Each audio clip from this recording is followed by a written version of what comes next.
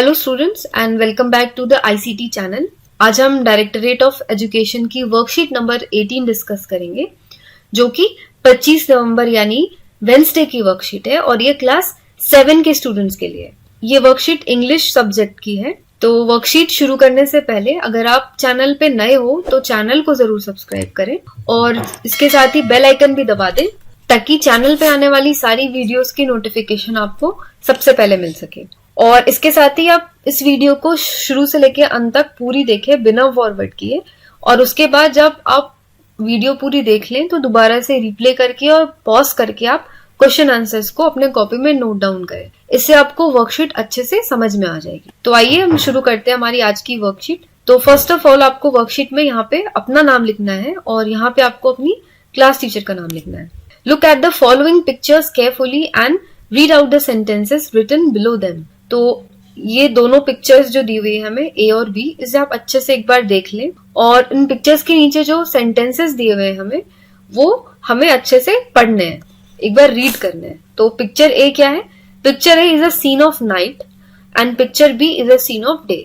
तो picture A में रात का दृश्य है और पिक्चर बी में डे यानी दिन का दृश्य है। मतलब पिक्चर ए में रात हो रही है और पिक्चर बी में सूरज अभी उगा हुआ है। तो सेंटेंसेस अब हम रीड आउट करेंगे। There is a small tree with a thin stem. तो पिक्चर ए में एक छोटा सा पेड़ है जिसकी पतली सी स्टेम है। फिर नेक्स्ट सेंटेंस है द फेंसिंग इज शॉर्ट, यानी ये जो फेंसिंग बनी हुई है ये छोटी बनी हुई है, शॉर्ट है।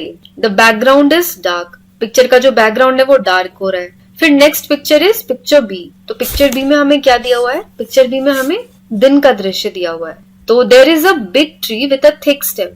तो पिक्चर बी में क्या है? पिक्चर बी में एक बड़ा पेड़ है जिसकी स्टेम जो है मोटी है। तो इस पिक्चर में हमने देखा था छोटा पेड़ था और उसकी स्टेम पतली थी, और इस पिक्चर में बड़ा पेड़ है और उसका स्टेम मोटा है। The fencing is tall. तो इस पिक्चर में जो फेंसिंग है वो लंबी है। इस पिक्चर में छोटी फेंसिंग हो रखी थी, इस पिक्चर में लंबी फेंसिंग हो रखी है। The background is light. तो पिक्चर बी में जो बैकग्राउंड है, जो स्काई हमें दिख रहा है, वो लाइट है। The highlighted words in column A and column B have opposite meaning. Do you know what these words are called? We call them antonyms. तो इस कॉलम ए और कॉलम बी में जो हाईलाइटेड वर्ड्स हैं, जो आपको dark black colour में जो भी ये वर्ड्स दिए हुए हैं बोल्ड में, ये सारे वर्ड्स क्या है? ये एंटोनिम्स है। एंटोनिम्स यानी अपोजिट वर्ड्स जिनकी मीनिंग एक दूसरे से बिल्कुल उल्टी है। फॉर एग्जाम्पल यहाँ पे नाइट है, तो नाइट का यानी रात का उल्टा क्या होता है? दिन होता है, डे। फिर स्मॉल का उल्टा होता है बिग, यानी छोटा और बड़ा। थिन का उल्टा होता है थिक। शॉर्ट का अपोजिट होता है टॉल, छोटा लंबा। डार्क का अपोजिट होता है लाइट। ये हो गए हमारे antonyms. Antonyms are the words with opposite meaning. वो वर्ड्स जिनके मीनिंग बिल्कुल अपोजिट हो, बिल्कुल उल्टे हो एक दूसरे से, उन्हें हम एंटोनिम्स कहते हैं। तो यहाँ पे भी फिर से कुछ एग्जाम्पल दिए हुए हैं हमें। फैट, फैट का अपोजिट होता है थिन। टॉल, टॉल का अपोजिट होता है शॉर्ट यानी लंबा और छोटा। स्मॉल का अपोजिट होता है लार्ज, छोटा और बड़ा। डे, नाइट यानी दिन और रात।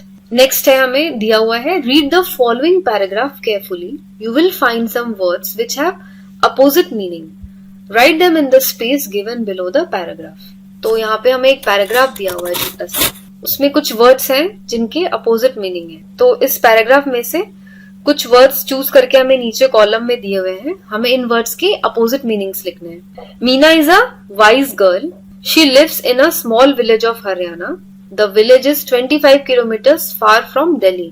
Meena loves a village very much, she has a big house. तो मीना एक वाइज लड़की यानी बहुत ही वो चतुर लड़की है, समझदार लड़की है। She lives in a small village of Haryana, वो हरियाणा के एक छोटे से गांव में रहती है और इसका जो गांव है वो दिल्ली से 25 किलोमीटर दूर है।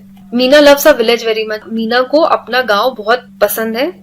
She has a big house, उसका एक बहुत बड़ा घर है।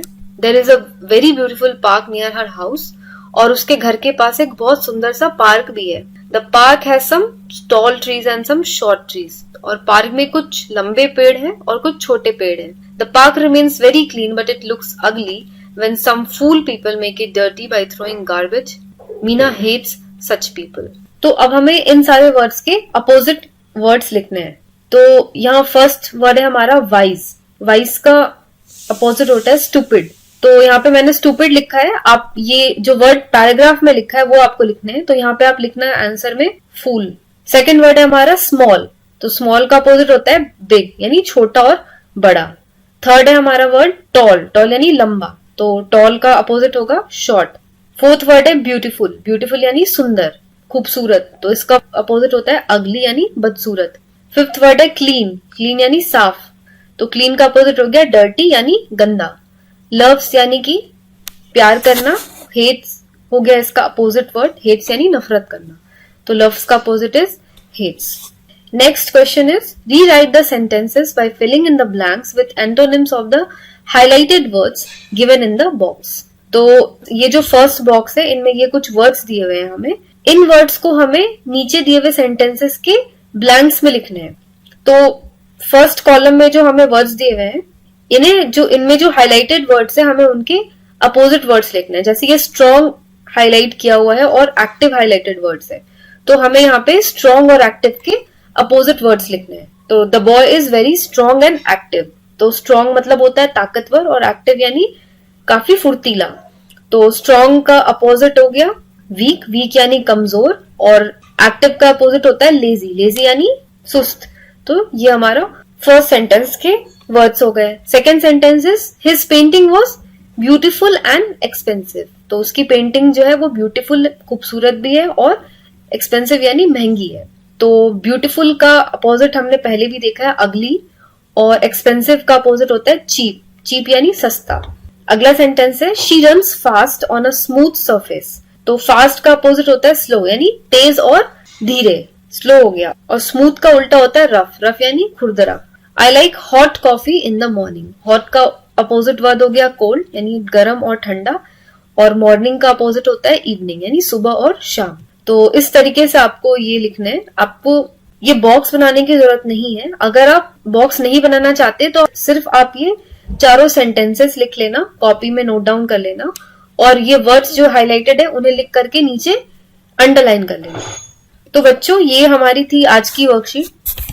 तो आपको ये वर्कशीट आज की कैसी लगी ये मुझे आप कमेंट करके जरूर बताना, और उसके साथ ही आपकी वर्कशीट से रिलेटेड आपके कुछ भी डाउट्स हैं, कुछ भी क्वेश्चंस हैं, तो वो भी आप मुझे कमेंट करके पूछ सकते हो। तो आज के लिए बस इतना ही, मैं मिलूंगी आपको अगली वर्कशीट के साथ। Till then stay safe, take care and have a nice day.